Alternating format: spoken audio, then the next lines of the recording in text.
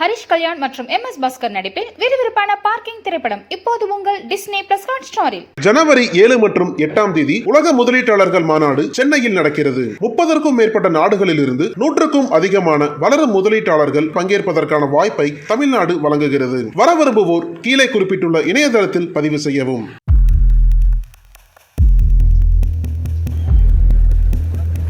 நான்கு ஆண்டுகளாக பூட்டியிருந்த வீட்டுக்குள் சென்ற போலீசாருக்கு அதிர்ச்சி. விசாரணையில் வெளிவந்த மர்ம குடும்பம். கர்நாடகாவில் நடந்தது என்ன? நாட்டையே உலுக்கிய அதிர்ச்சி சம்பவம். கர்நாடகா மாநிலம் சித்ரதுர்கா டவுன் சிறைச்சாலை ரோட்டில் உள்ள தொட்ட சித்தன்னவள்ளி பகுதியில் பாலடைந்த வீடு ஒன்று உள்ளது.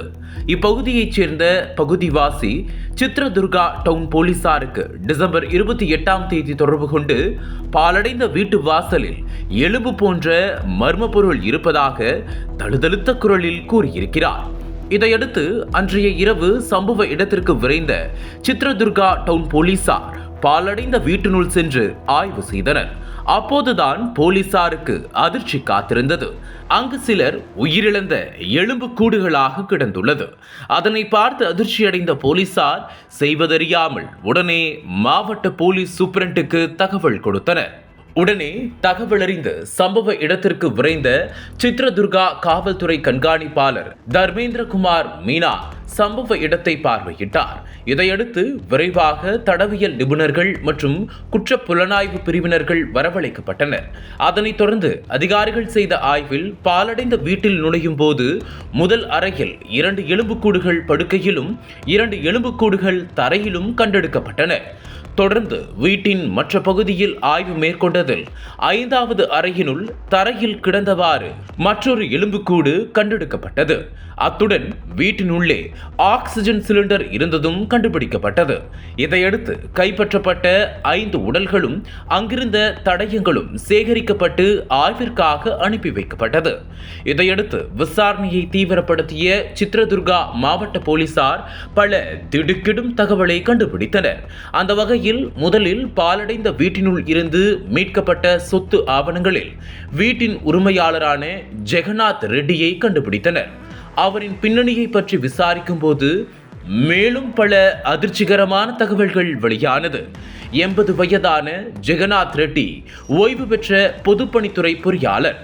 இவர் மனைவி 72 வயதான பிரேமக்கா. இருவருக்கும் 55 வயதான திருவேணி என்ற மகளும் 51 வயதான கிருஷ்ணா ரெட்டி என்ற மகனும் 53 வயதில் நரேந்திர ரெட்டி ஆகியோர் இருந்ததையும் கண்டுபிடித்துள்ளனர். இவர்கள் 5 பேரும் வீட்டில் ஒரே குடும்பமாக 2019ஆம் ஆண்டு வரை வசித்து வந்துள்ளனர். அதனை அங்கு கைப்பற்றிய காலண்டரை 2019 ஆண்டு கடைசியாக இருப்பதை வைத்து உறுதிப்படுத்தியுள்ளனர். மேலும் வீட்டில் கடைசியாக மின்சார கட்டணம் கட்டிய ரசீதை கைப்பற்றினர். அதில் கடைசியாக 2815 ரூபாய் கட்டணமாக ஜனவரி மாதம் 2019ஆம் ஆண்டு செலுத்தி இருப்பதை உறுதிப்படுத்தினர். இதன் மூலம் குடும்பத்தினர் கடந்த 2019ஆம் ஆண்டே உயிரிழந்து இருக்கலாம் என சந்தேகிக்கின்றனர். ஆனால் 4 ஆண்டுகளுக்கு முன்பு உயிரிழந்த குடும்பத்தினர் பற்றி எப்படி பரபரப்பான பகுதியில் இருக்கும் யாருக்கும் தெரியாமல் போனது என அக்கம் பக்கத்தினரிடம் விசாரணையை தொடங்கினர். அதிலும் குடும்பத்தினர் பற்றி பல திடுக்கிடும் தகவல் வெளியாகின. அந்த விசாரணையில் ஜெகநாத் ரெட்டியின் மனைவி பிரேமாவின் உடல்நிலை சரியில்லாமல் நீண்ட ஆண்டு காலமாக அவதிப்பட்டு வந்துள்ளார். மனைவியின் மருத்துவத்திற்காக ஜெகநாத் ரெட்டி 2 கோடி ரூபாய் பணம் செலவழித்தும் முன்னேற்றம் இல்லை என சொல்லப்படுகிறது. ஜெகநாத் பிரேமக்கா தம்பதியருக்கு 4 குழந்தைகள் இருந்தனர் என்றும் அவர்களில் ஒருவரான மஞ்சுநாத் 2014ஆம் ஆண்டில் இறந்ததும் மற்ற 2 மகன்கள் மற்றும் மகள்கள் திருமணமாகாதவர்கள் என்பதையும் உறுதிப்படுத்தினர். மேலும் 2013ஆம் ஆண்டு ஜெகநாத் ரெட்டியின் மகன் நரேந்திர ரெட்டி ஓராண்டிற்குள் திருட்டு குற்றச்சாட்டில் சிக்கி சிறை சென்று திரும்பியவர் என்பதையும் கண்டுபிடித்தனர். குடும்பத்தினர் அனைவருமே மோசமான உடல்நல பிரச்சனைகளால் நீண்ட காலமாக பாதிக்கப்பட்டதும் தெரிய வந்தது.